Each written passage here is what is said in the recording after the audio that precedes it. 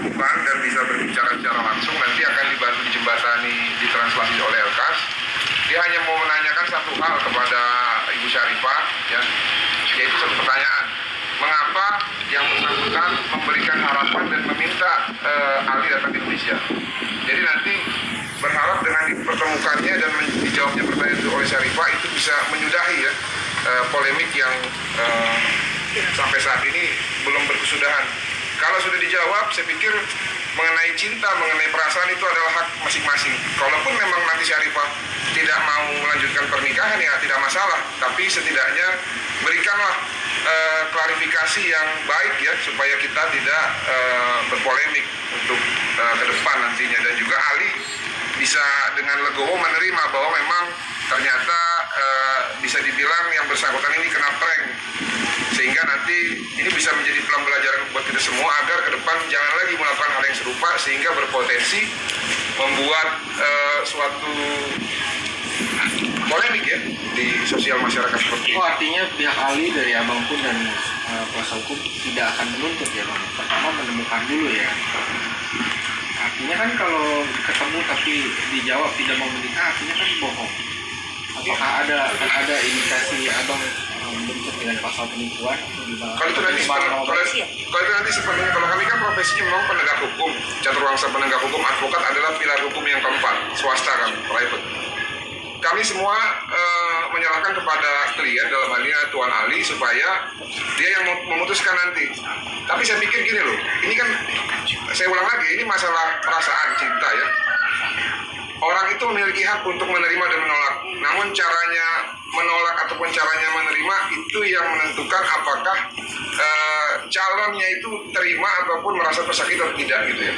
Nah kalau nanti Syarifah dipertemukan, bisa berbicara langsung dengan Ali, dengan dibantu oleh Elkas untuk diterjemahkan. Mudah-mudahan dengan penolakan ataupun diterimanya oleh Syarifah nanti secara baik-baik itu bisa menyelesaikan kekisruhan ini. Itu aja sebenarnya poinnya ya. Nah mengenai langkah hukum saya pikir Ali sangat bijak lah. Dia bahkan ketika ditanyakan ingin membuka diduga aibnya dari Syarifah pun dia nggak mau. Karena kenapa? Dia ini sebenarnya sangat cinta sama Syarifah sebelum di prank. Namun pada saat sudah kena prank begini ya kita kasih pertimbangan juga. Intinya di Indonesia ataupun di negara lain banyak perempuan yang mungkin lebih baik dan bisa menerima Ali apa adanya gitu. Ya. Tapi yang terakhir Bang, Kakak tolong tanyakan kami, jika memang ketemu nanti dan tidak mau menikah, gimana Ali akan mengikuti jalur hukum atau tidak? विवेक कह रहे हैं कि अगर निशा से मिलते हो और वो कह दी है मैंने तुमसे शादी नहीं करनी, तो तुम क्या करोगे? उसके खिलाफ कोई रिपोर्ट करोगे झूठ बोलने की या क्या? हाँ मैं करूँगा, उनकी बात हमारे में मौजूद है। फिर उसने हमें यहाँ क्यों बुलाया शादी करने के लिए? उनको जवाब देना पड़ेगा यहाँ पे क्यों बुलाया, क्यों कहा शादी करने के लिए. Dia bilang dia harus kasih saya jawab kalau dia gak mau nikah sama aku, kenapa dia suruh buru-buru juga datang di Indonesia, dan setelah saya udah di sini semuanya diblokir dan gak mau jawabkan. 1.5 साल से वो शादी करने का वादा कर रही है, 1.5 साल से. Sudah setahun 6 bulan dia udah janji-janji untuk nikah, tapi saat dia udah datang masa mau bilang gak mau nikah langsung gitu tanpa alasan. मैंने कहा मैं 1 साल सऊदी अरब में काम करूंगा, फिर मैं इंडोनेशिया जाऊंगा. वो बोली कि अगर तुम 1 साल वहाँ काम करोगे तो मेरी शादी हो जाएगी, जल्दी जाओ. Kata dia pernah katakan si cewek, kasihlah saya 1 tahun biar saya kerja di Saudi dan kumpulkan banyak uang biar kita bisa nikah di Indonesia senang-senang kalau dia udah ada banyak uang. Dan jawab sih dari cewek, kalau kamu mau saya masih nunggu setahun untuk kamu itu udah lama, nanti saya udah nikah sama cowok lain. Makanya dia suruh buru-buru datang.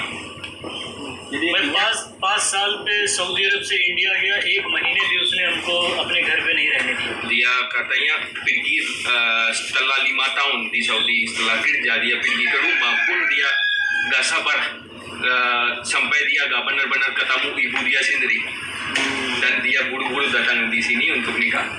Jadi artinya akan ada indikasi menuntut balik karena penipuan atau gimana? Karena kan ini kan pengorbanan pekerjaan semuanya lah, sampai diblokir visanya, artinya akan ada indikasi menuntut pasal dengan pasal. इसका मतलब वो कह रहे हैं कि अगर तुम्हें हक मिले उनके ऊपर केस करने का और उनको जेल में डलवाने का, क्या तुम रेडी हो? हाँ मैं करूँगा, क्योंकि उन लोगों की वजह से मैं सब कुछ छोड़ दिया. मैं अपना काम, अपना घर सब कुछ छोड़ दिया उनके कहने पर.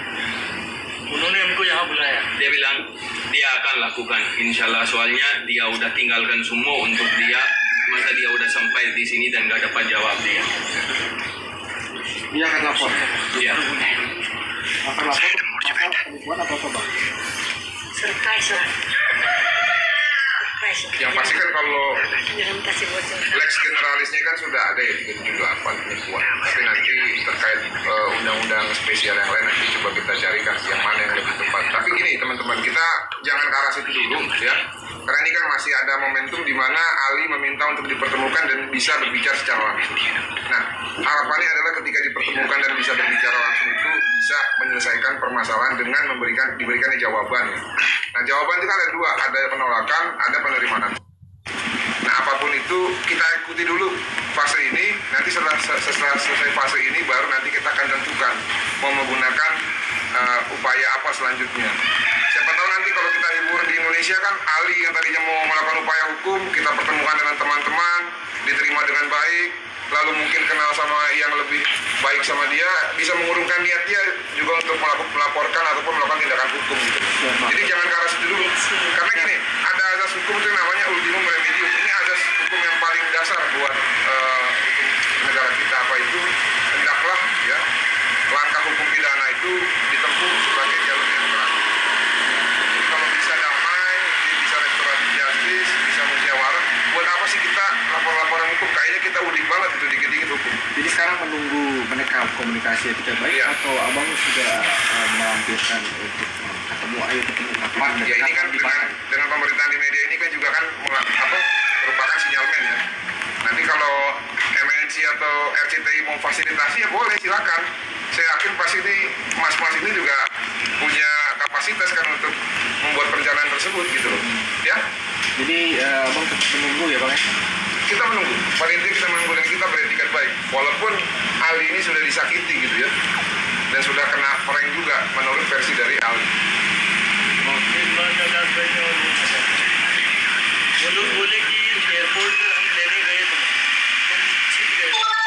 उस ड्राइवर की वीडियो मेरे पास मौजूद है जिसने मुझे देखा वहाँ 4-5 घंटे बैठे थे. वो लोग कितना झूठ बोले. Dia bilang kemarin ada klarifikasi dari mereka, katanya mereka pergi jemput Ali di bandara dan Ali sembunyi, gak mau ketemu mereka. Terus kata Ali dia ada video dan kontak driver supir di bandara yang lihat dia tunggu sampai 5-6 jam dan gak ada yang jemput dia di sana. Dia ada video sama kontak juga. Ada Bang? Iya. Kita hadirkan. Iya. Di mana itu? Di Sulawesi? Di Bojo Makassar bandara. Ada. Nanti coba kita hubungi. Ada pertanyaan lain teman-teman? Ya, aku mungkin Ali gimana perasaannya dan gimana kita Enggak pengacara. Semua pengacara sama. Nah kebetulan kami dikenal karena keberanian. Itu aja. Nah makanya mudah-mudahan semua pengacara Indonesia juga berani gitu nanti ke depan. वो कह रहे हैं कि क्या एहसास है तुम्हारा ये सब होने के बाद तुम्हारे साथ और तुम इनके साथ मिले.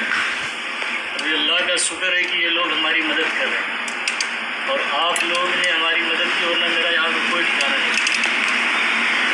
Ali siap berperan dengan Bawati karena Bawati adalah Dia bilang terima kasih banyak, saya bersyukur banget di sini saya ketemu orang-orang baik. Kalau gak ada kita, dia gak kenal sama siapa-siapa dan dia akan mungkin udah pulang dengan kecewa. So dia terima kasih sama kita yang kita udah bantuin. jadi sampai sekarang tetap stay di Indonesia nggak apa-apa nih bang ya, walaupun bisa di blok bang. India ini kan masih negara Asia. Dan kalaupun nanti ada masalah imigrasi, kita akan bantu menjelaskan bahwa ya orang ini tidak bisa pulang ke negara asalnya ataupun ke negara tempat dia bekerja ya. Dan sementara waktu saya pikir nanti kalaupun ada permasalahan keimigrasian, kami akan bantu untuk fasilitasi untuk berbicara dengan baik ya, supaya negara bisa memaklumi keadaan ini. Karena ada kejelasan juga yang dituntut gitu loh. Jangan sampai nanti kejelasannya jadi dapat, yang bersangkutan kecewa, pulang ke negara asalnya juga jadi jobless, dan menceritakan hal ini kepada warga negara di sana dan membuat citra negara kita juga buruk. Salah satu alasan kami membantu juga supaya ini objektif gitu loh. Jadi nanti Ali itu melihat bukan warga negaranya secara keseluruhan yang diduga jahat, tapi hanya individualis saja yang berperilaku seperti itu. Artinya ada untuk maaf lah masih bisa dibuka ya dari ketua Epsilon dan Ali ya. Kalau ada etikat baik, kembali lagi kalau ada etikat baik, karena kan di sini menurut versi dari Ali, dia sudah melakukan yang terbaik. Apa yang terbaik? Memberikan etikat baik dengan pertama menunjukkan bahwa yang bersangkutan ini mapan, mengirimkan uang, menjalin hubungan dengan serius, komunikasi yang rutin, bahkan datang langsung ke Indonesia. Ini orang sangat gentleman sekali. Jarang kalau orang nggak serius nggak akan mungkin mau datang. Gitu loh ya. Sip. Kapan kira-kira bang? Kalau mau ketemu bang? Belum tahu. Kapanpun. Kapanpun siap. Kapanpun siap. Nanti malam kalau bisa difasilitasi boleh. Undang mereka. Nanti pagi juga kalau yang mau fasilitasi boleh. Intinya nanti silakan diatur aja lah ya. Kami siap mendampingi. Nanti Ali tetap stay di sini sampai ketemu ya bang. Sampai clear. Tadi pagi saya udah ke imigrasi, soalnya visa dia selesai tanggal 14 Maret ya. Dan niat dia sih udah mau pulang karena udah ada return ticket. Tapi setelah dia lihat daripada mereka minta maaf, mereka mau lawan, dia suruh aku menambahkan visa dia untuk biar dia gak akan merasa oh dia lari gara-gara mungkin takut atau dia salah.